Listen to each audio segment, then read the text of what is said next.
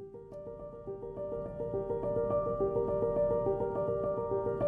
m'appelle Xavier Donnet, j'ai 53 ans, je suis marié, j'ai un enfant de 25 ans et j'ai la maladie de Crohn depuis l'âge de 28 ans. Jusqu'en 1993, la vie était magnifique. J'avais une femme, un enfant, un travail, tout allait bien.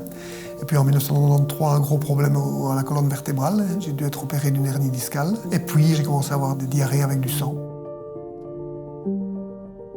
Donc au tout premier examen, le gastro m'a dit vous avez probablement une maladie de Crohn, on va devoir passer une colonoscopie, on se revoit dans un mois. Voilà, prenez du 5 ASA. Moi je suis sorti, pas d'internet. Qu'est-ce que c'est une maladie de Crohn? J'étais vraiment perdu.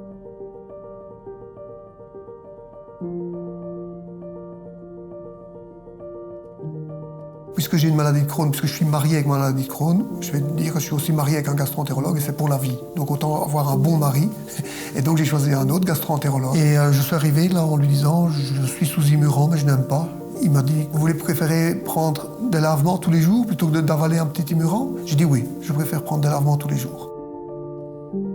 Quand j'ai appris ma maladie de Crohn, je l'ai dit à mon épouse évidemment et je l'ai dit à ma famille proche. Mon épouse a compris qu'elle ne devait pas trop souvent en parler, mais d'autre part elle s'inquiétait très fort. Et donc j'ai dû avoir une conversation avec mon épouse après quelques temps et on a convenu que si je ne disais rien, c'est que tout allait bien. Et quand il y avait un problème, je le disais.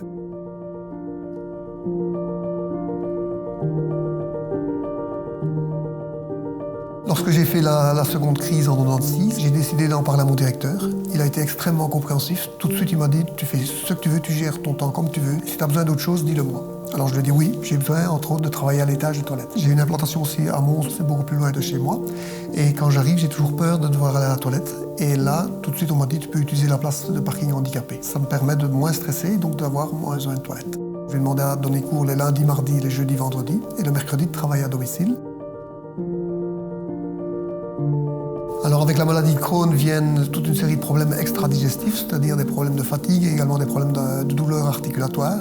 Et donc marcher est assez difficile. Heureusement pour moi, le vélo est tout à fait faisable et je fais tout en vélo. Je suis passionné de voyages aux États-Unis, de faire des road trips. Jamais je me suis dit je ne voyage pas à cause de ma maladie de Crohn. Il suffit de tout prévoir, on devient expert en expérience.